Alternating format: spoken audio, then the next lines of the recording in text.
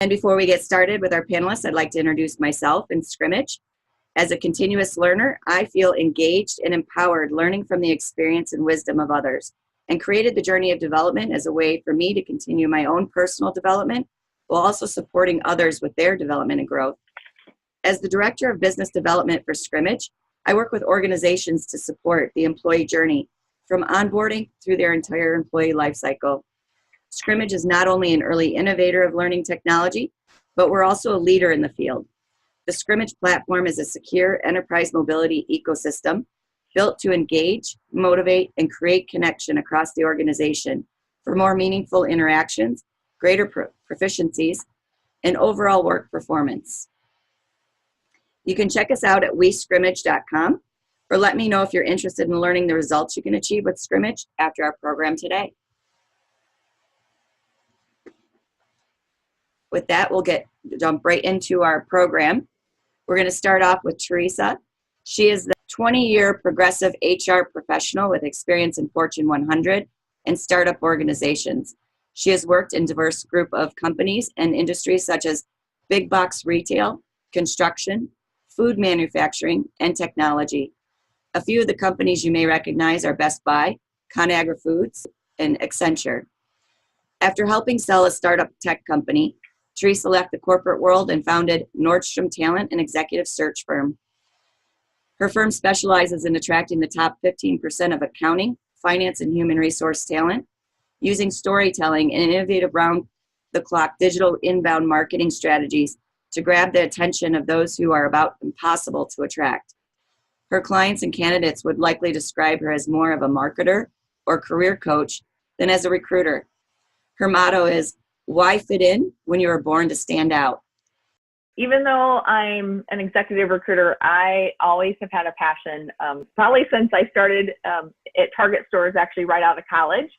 Let me talk a little bit. You can go on to the next page there. So, actually, I'll talk a little bit back when I was at Best Buy Company, early 2000s. This is, back when they started talking about future role of the generalist. So actually, we called it frogs. It was the future role of generalist is what they called it. And that's when they wanted us to become business partners. That was the big buzzword back then. And, Best Buy even had us learning financials, ROI, and all these financial statements. And let me tell you, that was a tall order for someone with the type A sales brain like myself. And it's kind of funny that I now recruit accountants, actually. But, one of the things is I think that I believe recruiters, we need to be business partners as well, because we all know that our business partners, the people, they all want A players, and they want to attract talent, and they want us to retain them. And I think at the end of the day, do I think that internal, and just so you know, I'm a disclaimer here that I know that internal recruiting departments, we are not set up for success, because I believe that I'm just part of the teams, and many of my clients feel that I'm an extension of their teams, because I feel like we have too many requisitions, and that's a whole nother discussion on that. But I do believe that we need to be business partners. And so I totally get that maybe we're not set up for that. Do I think we're really at that point of being business partners? Probably not. And so I kind of want to talk about some of the things that we can maybe do, and how I've seen some groups do it, and how I believe that maybe I've been able to lead teams in the past do that. So anyways, one of the questions I had is that, turnover and how we can impact that. What are some of the things, and what kind of turnover can we impact? First of all, role fit. We all know that some of the turnovers at C is employees thought they were given different work than they expected. So you know what? They're like, hey man, this is not the role that I thought I signed up for. Surprises. We know that people get into a role and they were surprised about work-life balance, hours. Like, hello, that's the leader that I'm working for. They all say that people leave leaders. Gallup, I'm in Omaha, Nebraska, and that's what Gallup says many times, is that they leave them. And then growth, role fit. I just was reading a whole bunch of studies on that, is that, people, they're like, I need the next role. And especially millennials, they're already going to the next roles, and their roles and their skills are not being utilized. So, I believe that there's 3 foundations that we can really focus on as recruiters in really setting up, you can go to the next page there, really setting up ourselves for success in recruiting and as being business partners. And these are scope the role, beyond the intake, and it's really the intake meeting is what we do it, and then no sugarcoating.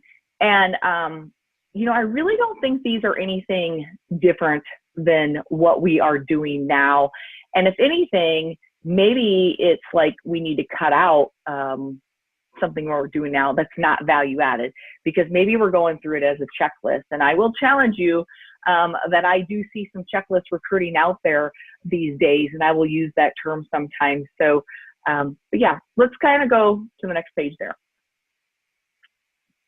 So the only constant and change, and of course, we could probably have a different picture there where it's like, the texting and the phone and things of this. But I put this up there because so often am I like, as a recruiter, like I'll get someone says, okay, I'll send you the job description. Oh my gosh, I'm an HR professional, but I can't stand job descriptions. I'll be honest with you, because many times they send them to me and they're laughable. I'm like, really? That's your job description? I'm like, there's nothing really good on that. And it's so old. It hasn't been updated. And if you really think I'm going to recruit from that, no way. So anyways, I think that the thing is our role as a recruiter to really challenge that and really have a great opportunity to scope the role. So we'll go on to the next one. So I really want to talk about scoping the role and really a great intake session. And many times I think, you guys probably call them different, whatever we call it, intake session. But first is has that job description really changed? Yeah, we know it has. If it hasn't, I'm going to call the BS flag on that one. So I really challenge that recruiter to have a discussion with them, and don't just take a job order, like literally, like we're not taking orders here as a recruiter. And I hope to goodness that our recruiting teams are set up so they're not just taking orders. We can really make an impact on that one. Listen for intangibles, ask probing questions. The intangibles and our ability to be business partners is about reading between the lines. This may be the ticket to stop turnover. But here's the deal. The leader isn't going to give this to you. You have got to pull it out of them and be able to ask the question. So I think that's the big thing, I think, for our ability to be that business partner is asking those questions and, listening for that. So when you hear something, it's like, okay, what am I supposed to be asking there? And, I'm assuming you guys have seen that picture from, where you see some people see the pretty girl and some people see the witch. It's like, okay, can we diagnose the situation? And we all see different things. So the next thing is understanding versus regurgitating the role responsibility. And this is kind of a joke I have. I hate to say it, but I see so many and hear so many recruiters just regurgitate the job responsibilities. Yes, I'm looking for 5 years of, XYZ development, 2 years of this.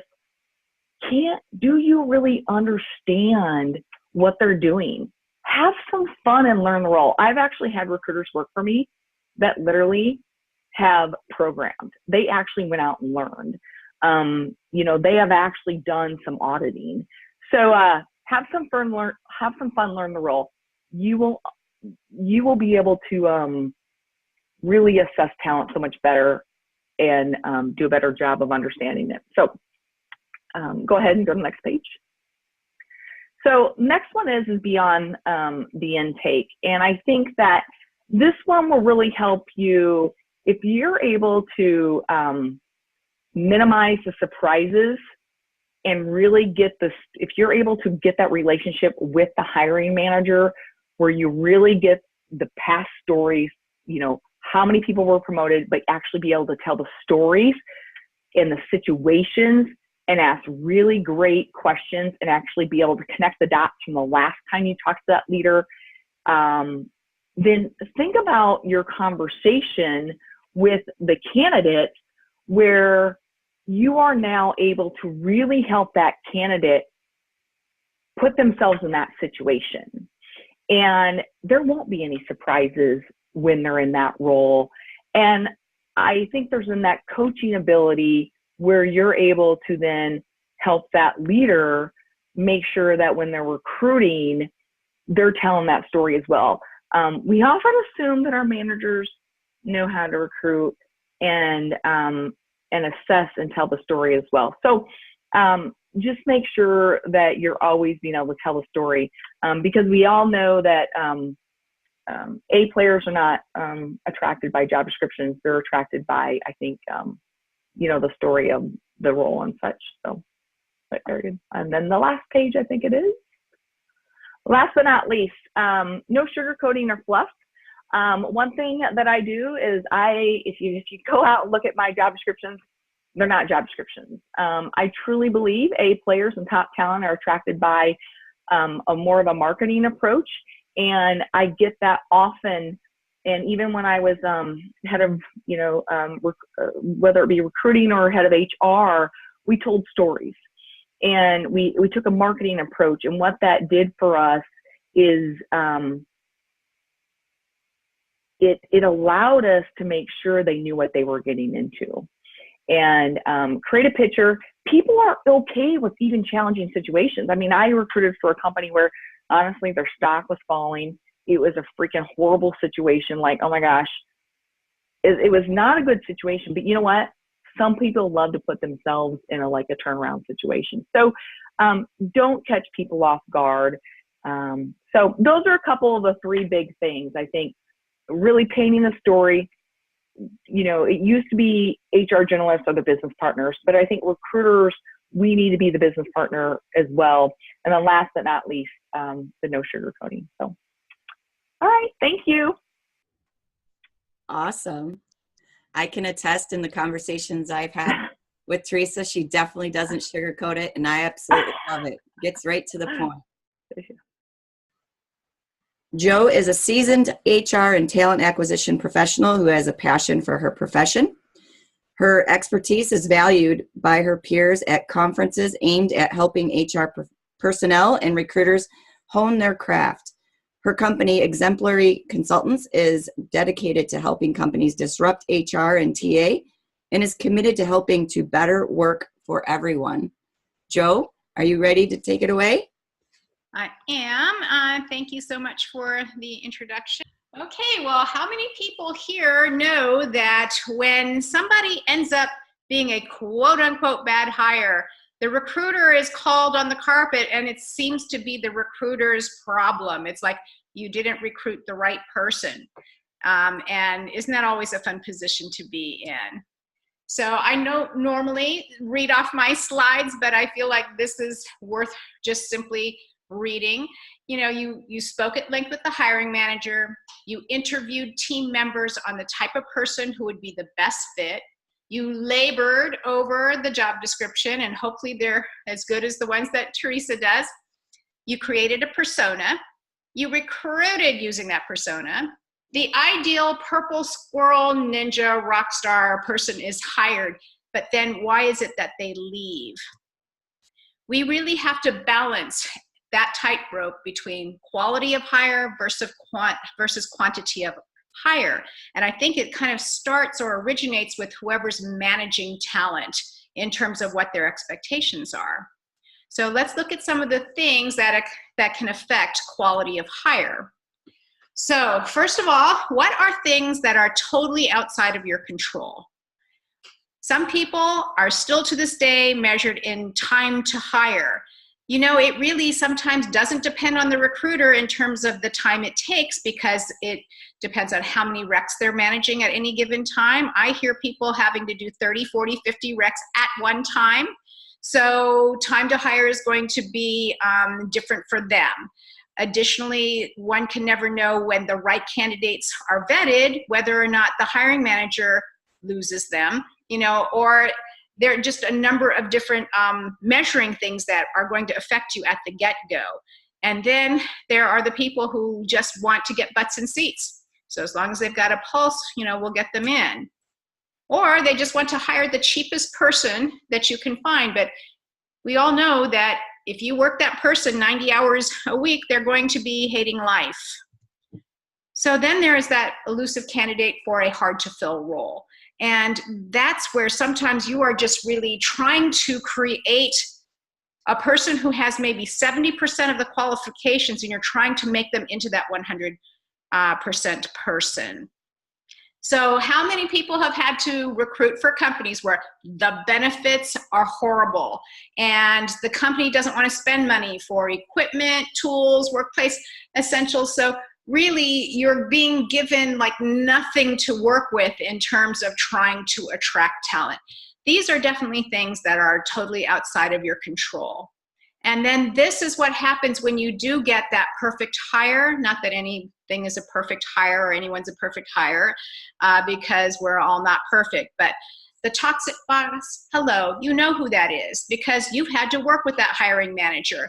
And that person really probably shouldn't be interacting with human beings, you know? So if you're in HR and you're managing talent, you need to do something about getting rid of that toxic boss. If their contribution to a project is so essential, then have them make those contributions like in a cubicle or a closet or somewhere, and have somebody else on the team manage, you know, the tasks and the expectations.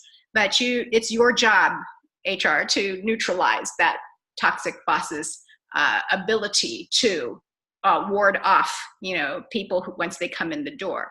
Or they're going to be with a scheming coworker, someone who's already threatened by the fact that you are the perfect hire and they weren't as perfect as you, and so they may not be collaborating or cooperating.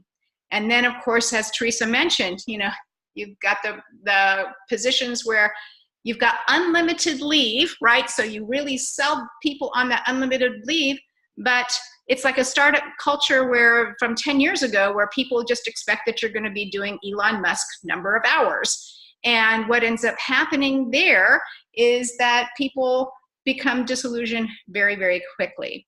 In fact, they did a poll in Silicon Valley about how many companies who have unlimited leave had people take their leave, and the average number of days was 5 days. So if you're selling unlimited leave and you know that person's never going to be able to take a day off from their project, that's something that you are responsible for communicating. So what are the things that you can control? Okay, this I love because it's about pushing back. And I don't mean pushing back in an aggressive, harmful way. I think that data analytics should be our pushback. If we can show that, you know, different people that we hired, you know, were vetted properly, they fulfilled all the cultural expectations, the task expectations, all the requirements, but then they ended up getting disillusioned because of any of the aforementioned problems, we need to be able to bring that to the table. Again, we're usually put in the position of being blamed when a hire goes bad. But if you can provide data, that would be helpful. And I'm not quite certain why recruiters don't get to follow up with employees. It's sort of like they bring them in the door and HR's got them after that. But I think that as a recruiter, we should be checking in with people at, you know, the 1 day, 1 week, 30-day, 90-day mark, and just say, hey, just want to make sure, you know, everything that we talked about, you know, when I interviewed you, if those things actually are coming true, that sort of thing. I think it's important for us to do our own tracking so that we can monitor what's going on. So if there is a problem, we can maybe see if we can help them to course correct. So here is the one thing that I believe in doing. It's a lot of face-to-face interacting. We all know that about 72% of all jobs industry-wide are filled by networking and referral. There are also studies that show that the people who were referred into jobs are the ones that stay the longest. So if you are going into any of these groups and really offering free advice on, you know, resumes, interviewing, you know, any of that sort of thing, you will cultivate referral sources where that will actually, it would probably guarantee that you're going to have longevity of your hire as opposed to people who just simply apply off the street, so to speak. So I would recommend working really hard on developing referral networks to try to overcome the issues of that attrition. So then I want to speak a little bit about candidate engagement, not experience. When I see that term, I'm sure we're all like ad nauseum, the candidate experience, but I think of that as like a vaudevillian type of show. We want to entertain people, right? We want to just give them a good experience, but actually what candidates want is not to have a good experience. They want to be engaged. So what does that mean? We all think if we get the right process, if we build it, that they will come. But here's the thing, they won't necessarily come. The number one thing that we need to do is we need to answer this question, the what's in it for me. If we cannot answer this question to the person's satisfaction, they're going to come in the door, but it'll be a revolving door. So what is it that we are missing here? We're usually missing the fact that I don't know who coined the whole idea of recruiters are salespeople. I totally, object to that stereotype, simply because we should not be selling anything. We shouldn't be selling the role. We shouldn't be selling the benefits. We shouldn't be selling the company. We shouldn't be selling the ping pong tables or the, snack closet. Actually, what we need to be doing is we need to be trusted advisors. We need to be asking people, what is it that you would like to be doing in your next role? And what does the environment look like?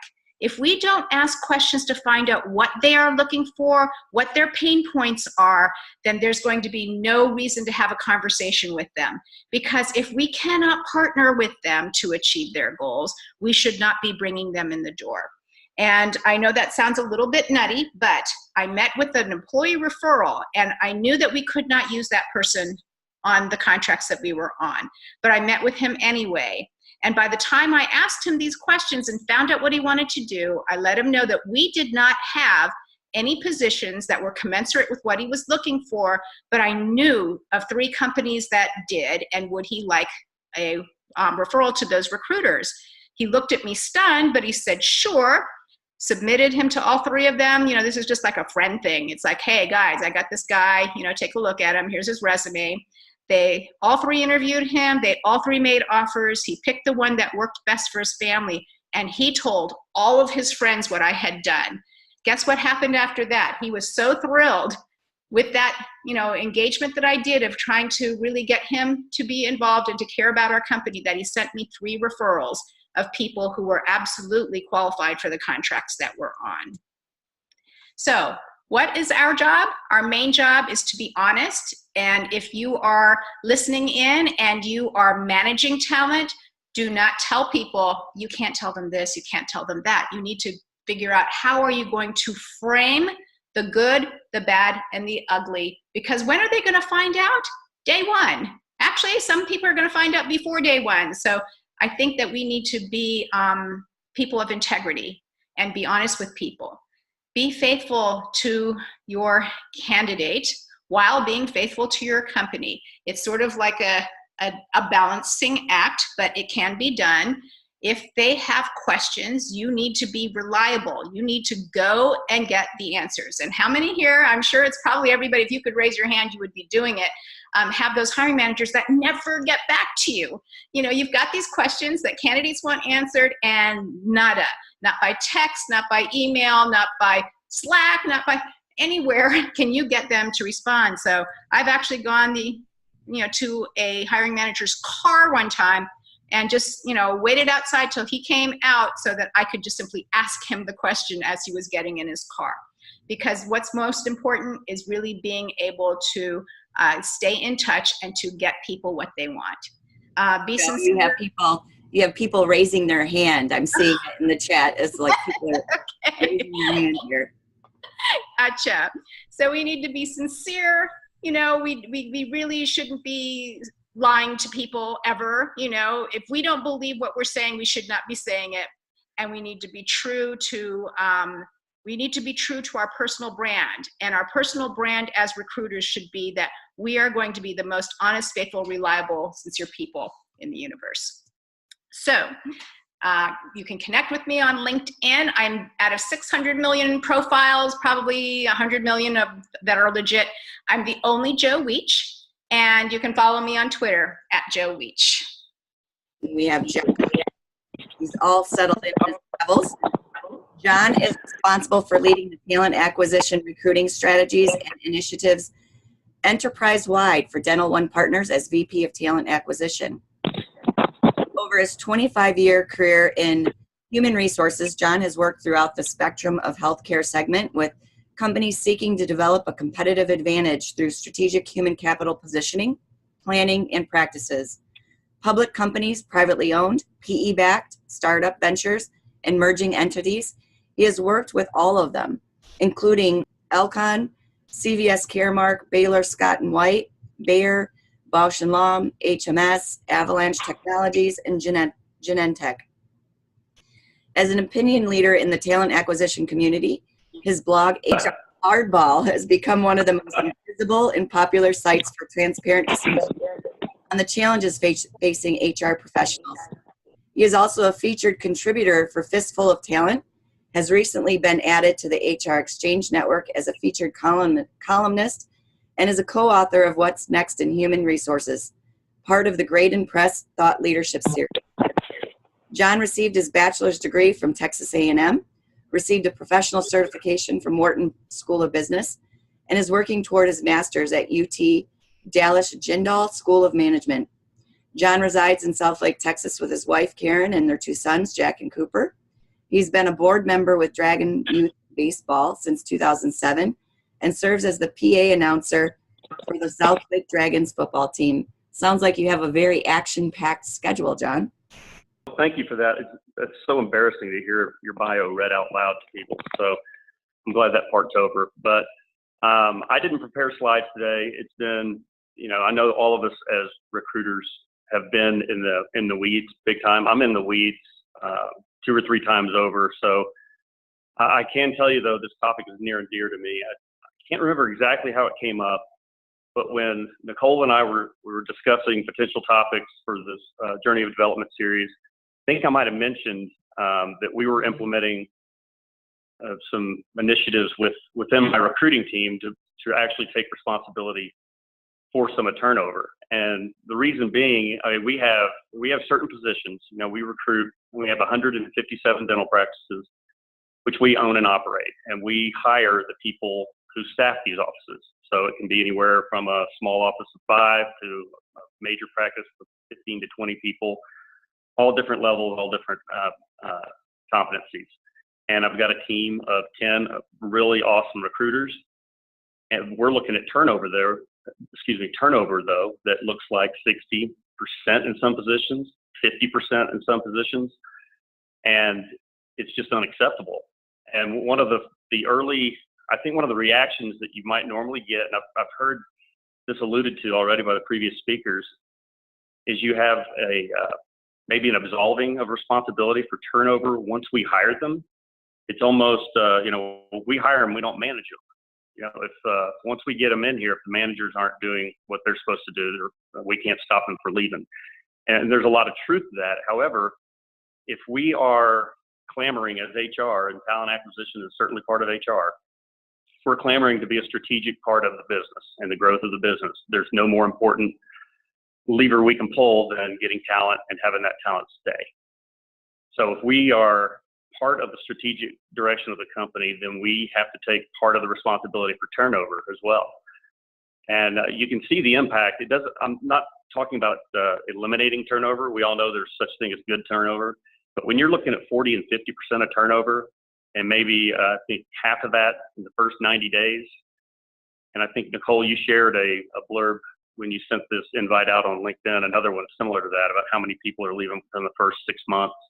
It's pretty uncanny. And that's when the cost is just really exorbitant. That's when you get into a loss that you just can't deal with.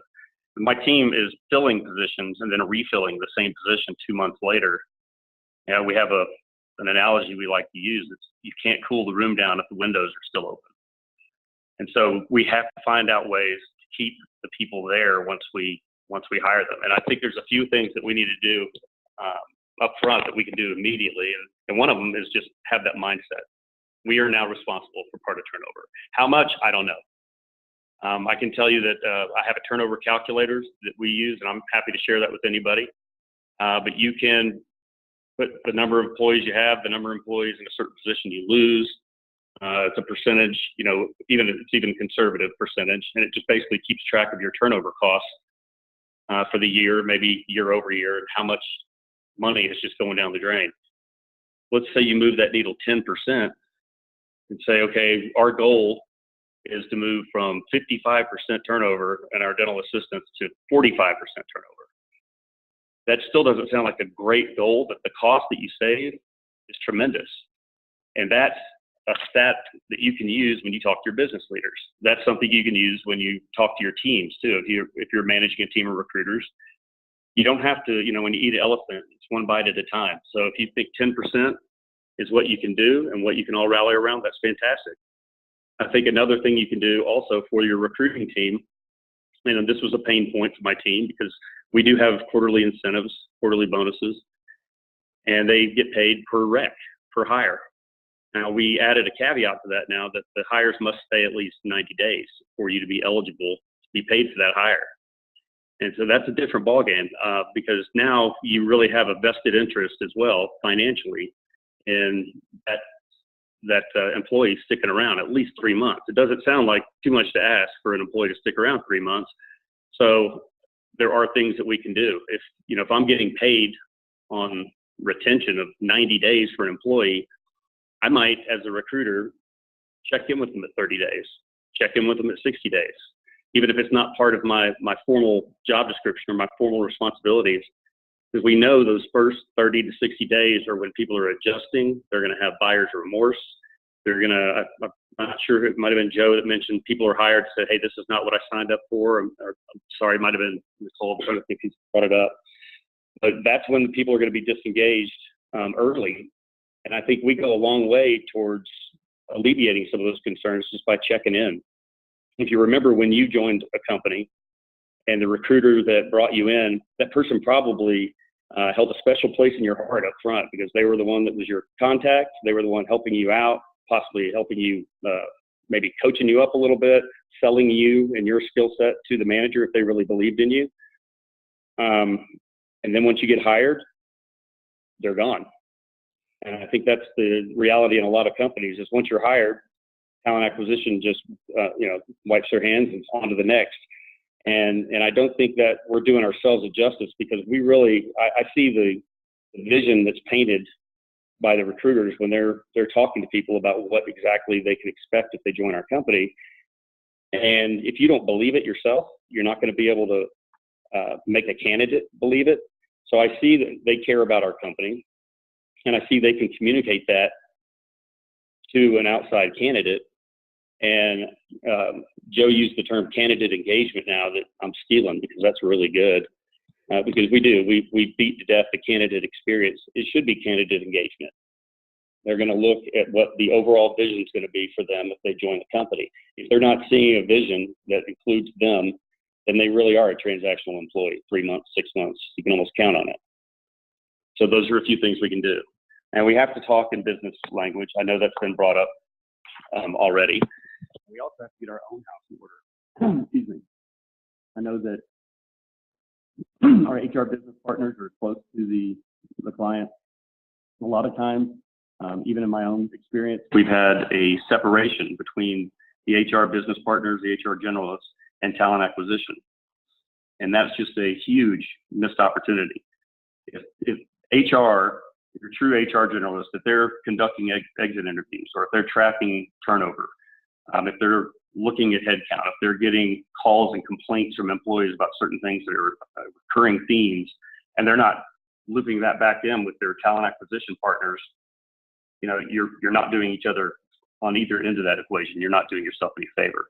Number one, your recruiters don't know what might need to be adjusted in their message because, again, we're not selling. We are really trying to find the right fit. So you sell somebody, you're holding on to it for a little bit, but they know there's recurring things that keep coming up and they are and they're communicating something different. They're just shooting themselves in the foot. So you need to have your HR business partners tied at the hip. If you're in a corporation and you've got separate segments, you need to have some reporting between the two and not just the numbers, but put some meaningful put some meaning behind the numbers. What does the stat tell me? You know, HR also is infamous for providing data, but there's no real conclusions tied to it. And I think, again, we have to push them to tell me what you're seeing here, because on the surface, this is what I see. And again, talent acquisition, you're on the front end. You see the market, you talk to the market, you are the company. To most candidates, you are going to represent the company. You're going to talk to, you know, let's say you have one position, you might talk to 10 different people for that one position. So those other 9 people are still customers, possibly, or at the very least, they may end up sharing the story with somebody else. You can get a lot done, but you're talking to 10 times the people that your internal HR is. They're talking to people usually on the way out, and you're talking to them on the way in. So that needs to be a fluid communication stream. I think that's, you all have touched on some really great points. Something that I think about as I'm talking to more in the human capital space. I read a stat from Harvard Business Review. It points out that as much as 80% of employee turnover is related to bad hiring decisions. And then I read through SHRM, they had mentioned that 76% of companies are not effective with onboarding. I'm kind of seeing some trends here, and I'm wondering what your opinion on this is from your viewpoint. How much involvement do you each take in that onboarding process to make sure that that transition is smooth? And the second part is, how are you pinpointing the cause of the turnover? I think Joe, you kind of touched on it when you brought up about following up with the candidates, and John, you further that on as far as 30 and 60 days. But I think sometimes when you get a new role, there's that at the beginning, right? And around 60 to 90 days, you really know if that fit is working on both sides of the fence. So how are you really pinpointing where in that process it's breaking down? And are you involved in that transition from candidate to onboarding? I always show up on people's first day when I can, as long as I'm physically in the same location. And I make sure that I sort of hand them off. And I've asked if I could be the person to give them the goodie bag, you know, so that they know that there is, that I'm not just abandoning them. You know, once recruiters are done, they just simply turn over to HR. But I think that there needs to be an actual tangible handoff. And then I always send them a text later on saying, how's your first day going? You know, by the end of the week, it's like, hey, did you connect with the right people? Have you found the bathroom? You know, just things like that. And then usually at the 30-day mark, it's like, that's pretty much where, if I feel confident that the person is engaging and they feel happy and they don't have any follow-up questions for me, usually that's pretty good. But I still will sometimes go back at the 60-day mark and just say, just checking in again. I think it's really important to be a part of that process, whether or not it's in your official job title or not. Theresa or John? Nicole, one of the things, and I'll admit it, I've failed to implement this yet, but you're touching on a topic that's so critical, is the onboarding. And I guess it depends on how your company defines it. We have a little bit of a disadvantage of the situation that Joe just mentioned, in that, you know, we're hiring people that are going to be at one of 157 locations. So we're dependent on the others who are doing the, you know, day one to, you know, make it an engaging experience. And for the most part, they do.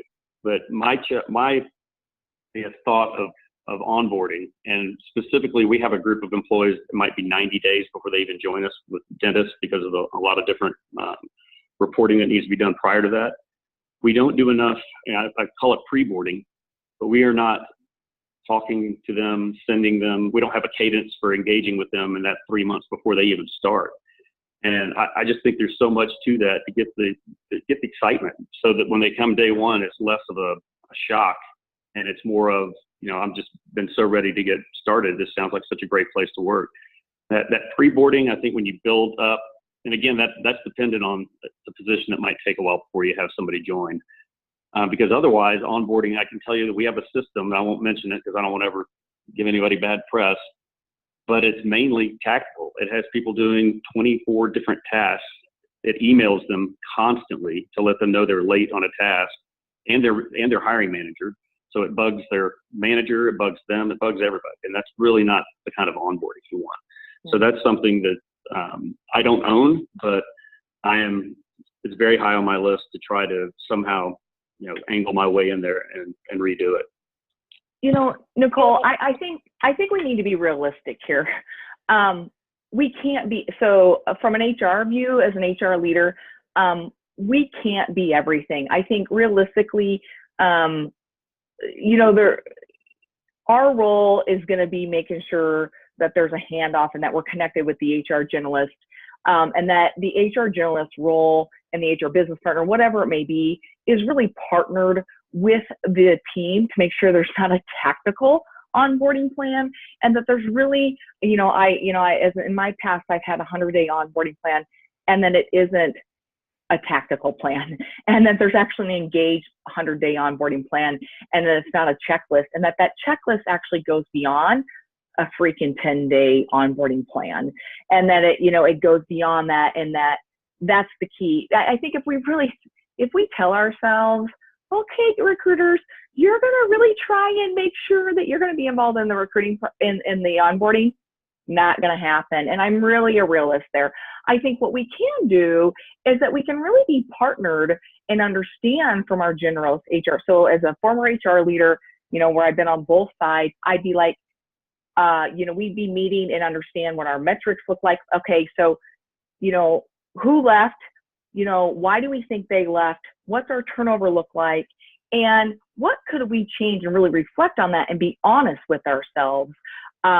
I just think we really got to have a shot of reality. And, remember me, I'm the transparent one, and not look at it as a tactical approach. I think that we got to let the experts do what they do. And our HR business partners are really going to be the ones that do own the true onboarding.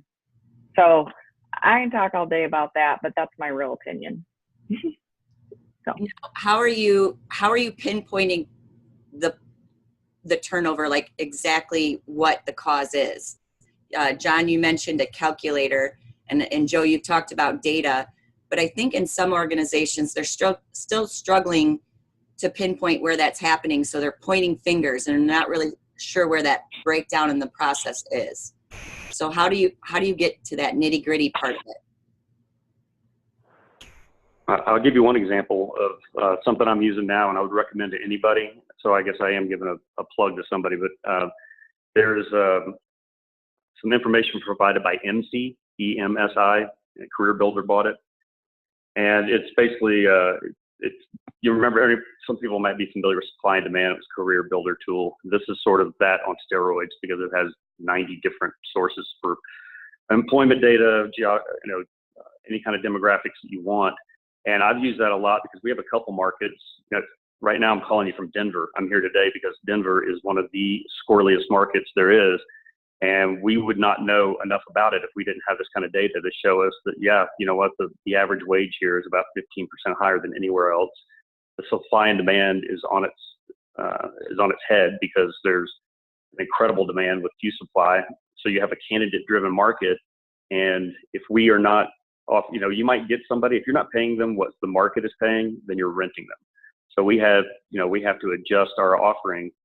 Otherwise, our retention is going to continue to be the same. So the indicators for retention that I'm using right now are a lot of data-driven things. And unfortunately, you still have some places that you see the same things over and over. And that's when you get into people possibly leaving a manager. And Nicole, for me, my whole issue is about how are you doing performance management? If you're doing agile methodology and you're having stand-ups once a week with your lead, for 5 minutes, and you're, having almost like sprints or, scrum, it really helps you to keep a pulse on what's going on, from an HR perspective.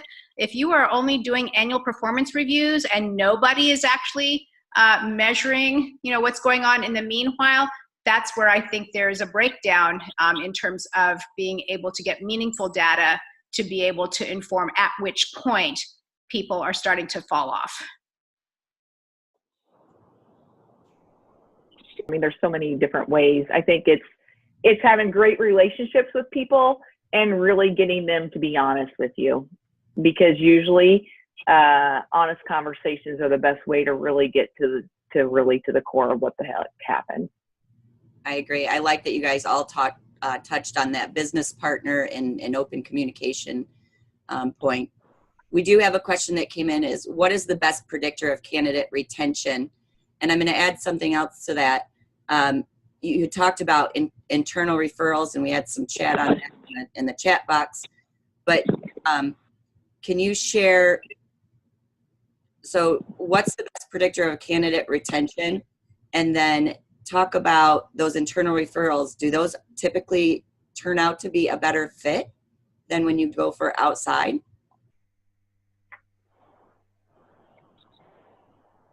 So I think that internal referrals are not usually people who are just motivated by the money, if you will, but that they love working where they work and they want their friends to join them. So when that happens, it's not just that you've recruited them, but somebody that employee trusts has pitched them to come and join them. So I think that has a little bit more depth to it.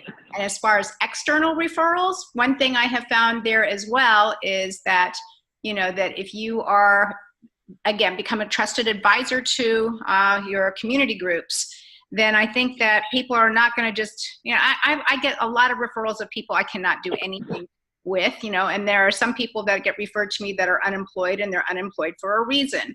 But that does not mean that you can't still treat everybody with respect. And I think that when you engage with them and you can't help them in-house, but you help them outside of house, they have a gratitude level that those referrals then are where they're really trying to help you get what you are looking for, because they know it's not them, but they appreciated that you took the time and you did dig deep with them and you were honest with why, you know, they weren't going to be a fit.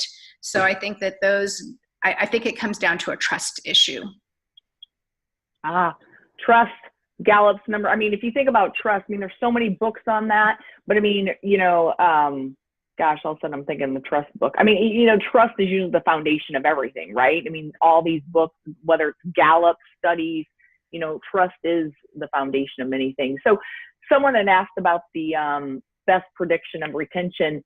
You know, one of the things, you know, if you look at, you know, whether it's any type of engagement survey, whatever you call it internally, or even if you have stay interviews, right?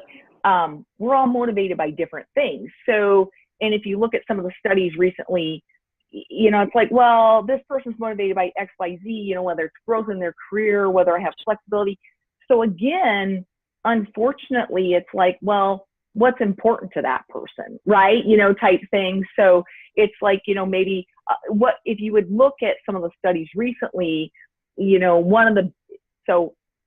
you know, if you could measure whether their career growth is being satisfied, that might be one of the best retention factors. You know, it kind of depends. Like if you could pinpoint your biggest turnover factor, then if you could measure the opposite of that. But employee referrals, I guess, you know, is that, I don't know if someone asked that's a good source. There are so many studies out there on that one. I am a freak of, I love employee referrals, my favorite thing I've ever done in every company. But there's just so many studies that they are the best source of talent out there. Or, you know, from engagement, retention, all those different things. But there's plenty of studies to support that one. I want to draw off, you mentioned motivation, Theresa, and I think, John, you talked about making some changes on the rewards, like you talked about paid per hire, and then adding an incentive tied to the quality of hire, I think. Is that becoming more popular, and how are you gauging that? Or have you seen any results from that yet? Well, we just initiated it for this last quarter, so this will be the first time that they've had employees eligible for that 90 days. So it'll be interesting. We'll be able to. I have one of my recruiters on the line here, and she's probably either screaming or clapping. So I'm not sure which, but I do think that if nothing else, I think we tell senior management, look, we're putting our money where our mouth is. We're not just paying to get somebody in. We're paying, and we're trying to pay for the right person. to get hired here. And, you know, the recruiters care. They do care a lot. That's, you know, one of the things they do. They start shepherding these candidates as if they're friends, and, you know, they want to see them succeed. And sometimes if it's just a matter of getting them on board, you might be blinded by that a little bit.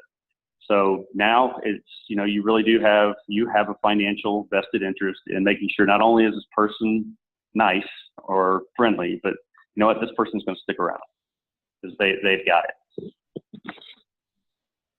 Theresa or Joe, would you like to add anything?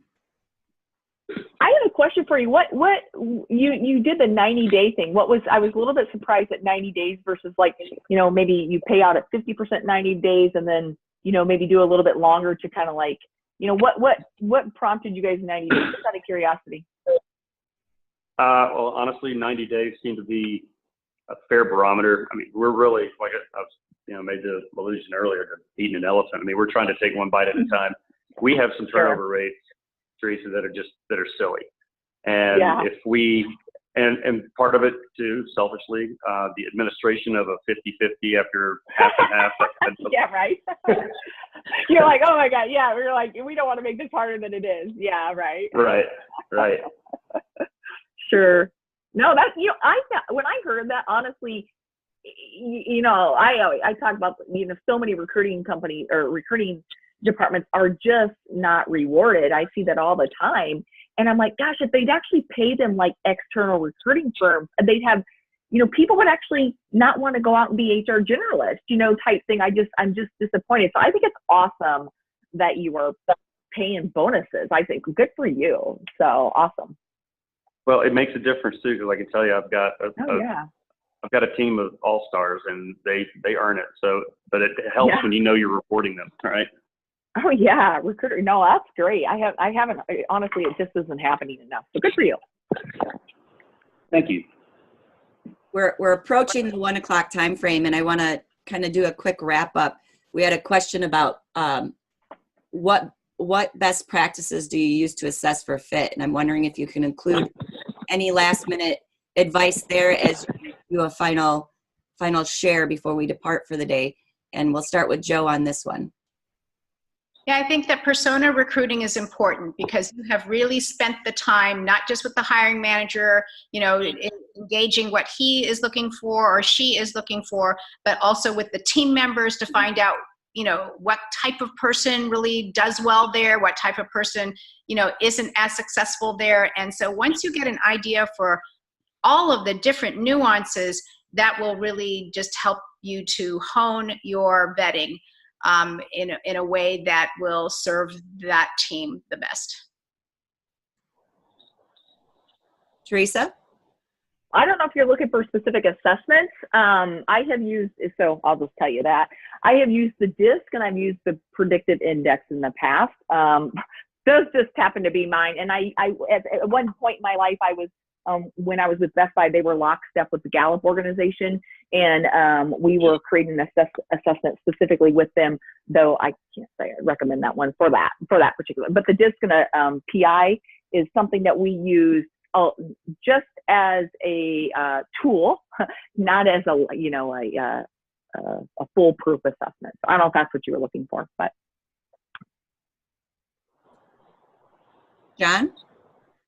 Yeah, you know, it's funny, Theresa brings up DISC. We use that, but we use that after we hire them. I want to know what happened before when I've used it in the past. But people will use that as one of the hiring criteria.